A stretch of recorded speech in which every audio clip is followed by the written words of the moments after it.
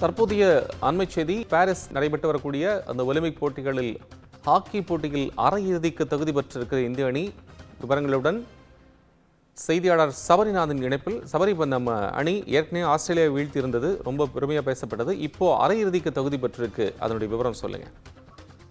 Indian hockey team கிட்டத்தட்ட ஒரு greatest form last ஒலிம்பிக்ஸ்ல இருந்தே இருக்காங்க. லாஸ்ட் ஒலிம்பிக்ஸ்ல பாத்தீங்கன்னா பிரான்ஸ் மெடல் வின்னர். இந்த டைம்லயும் சேம் ஒலிம்பிக் டீம் ரீடைன் ஆகி நல்ல கான்பிடன்ட் லெவல்ல போயிருந்தாங்க. அவங்களோட குரூப் சுற்றுல பாத்தீங்கன்னா பெல்ஜியம், அதாவது டேபிள் டாப்ல இருந்தாங்க. அவங்க கிட்ட மட்டும் தான் லாஸ், மற்றபடி கிட்டத்தட்ட ஒரு டிரா இருந்தது. ஸோ டேபிள் டாப்ல இருக்கும்போதே அவங்க குவாலிஃபை ஆகிறதுக்கான ஸ்ட்ராங்கஸ்ட் பொசிஷன்ஸ் எல்லாருக்குமே டீமோட ஸ்ட்ராங்கஸ்ட் நிலைமை தெரிஞ்சுச்சு.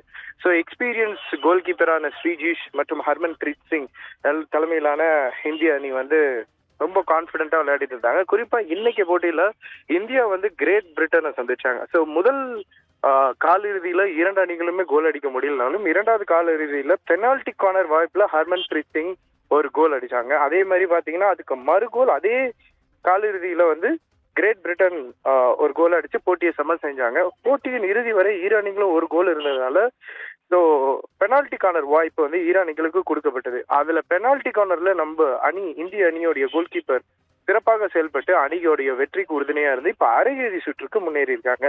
ஸோ நிச்சயமா இந்த வாட்டி இந்திய அணி வெள்ளி இல்லைன்னா தங்க பதக்கம் வெல்வதற்கான வாய்ப்புகள் மிகவும் அதிகமாக இருக்கு. அது மட்டும் இல்லாம இந்தியன் கோல் கீப்பராக இருக்கிற ஸ்ரீஜிஷ் அவருடைய கடைசி ஹாக்கி டோர்னமெண்டா இருக்கும் அந்த போட்டி. அதனால அவருக்கான டெடிகேஷன்ஸ் நிறைய நாங்க எதிர்பார்த்துக்கிட்டு இருக்கோம் அப்படின்ட்டு இந்திய ஹாக்கி வீரர்கள் மத்தியில ஒரு பெரிய எதிர்பார்ப்புகளும் செய்திகளும் உலாயிட்டு.